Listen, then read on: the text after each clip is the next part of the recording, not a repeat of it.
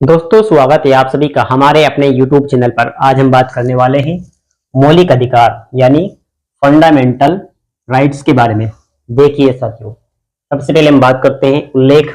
तो मौलिक अधिकारों का उल्लेख है साथियों संविधान के भाग 3 में अनुच्छेद 12 से लेकर 35 तक। अनुच्छेद 12 से लेकर 35 तक मौलिक अधिकारों का उल्लेख किया गया है और ये यूएसए यानी अमेरिका के संविधान से लिए गए हैं। संविधान के भाग 3 की हम बात करें तो भारतीय संविधान का मैग्ना कार्टा इसे कहा जाता है।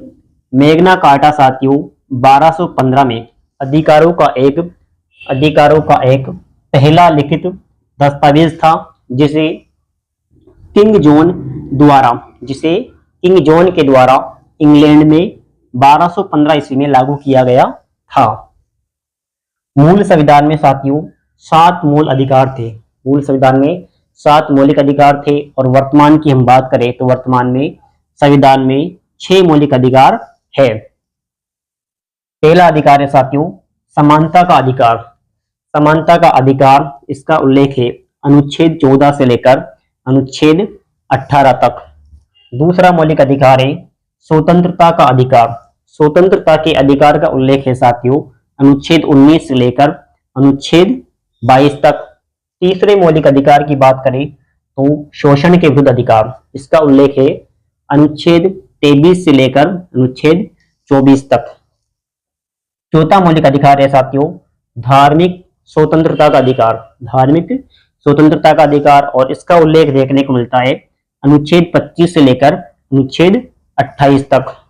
पांचवा मौलिक अधिकार है साथियों संस्कृति व शिक्षा संबंधी अधिकार। संस्कृति व शिक्षा संबंधी अधिकार और इसका उल्लेख है अनुच्छेद 29 से लेकर अनुच्छेद 30 तक। छठे मौलिक अधिकार की बात करें साथियों तो यह है संवैधानिक उपचारों का अधिकार। संवैधानिक उपचारों का अधिकार इसका उल्लेख है साथियों अनुच्छेद 32 में। इसके अलावा साथियों 44वें संविधान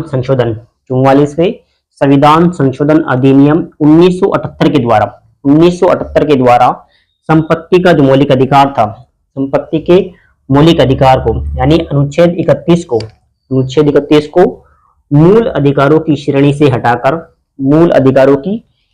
से हटाकर इसे विधिक अधिकार यानी कानूनी अधिकार अनुच्छेद 300 के में बना दिया गया है। इसको अनुच्छेद 300 के में शामिल कर दिया गया।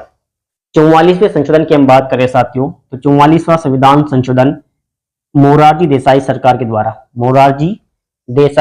के द्वारा 1978 में किया गया था। यानी 1978 में प्रधानमंत्री मोरारजी देसाई की सरकार के द्वारा संविधान में 44वां संशोधन 1978 में किया गया था।